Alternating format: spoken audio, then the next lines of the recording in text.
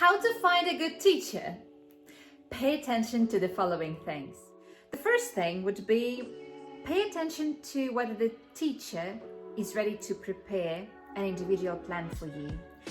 Tailor the program according to your needs in order to cater your needs. The second thing that I would pay attention to is willingness to develop. If you see that your teacher is constantly learning something, that's a really good sign. The third thing that I personally think is really important is providing feedback. If your teacher is afraid of providing feedback, that's the problem. Or when the teacher says that everything is fine and perfectly well done, then why you need a teacher?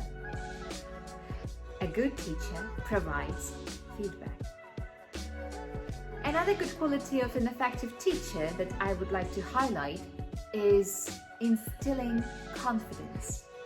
A good teacher would definitely analyze your profile, will see your weaknesses, undoubtedly, though will know how to make your weaknesses your strengths, how to transform them, and how you can benefit from this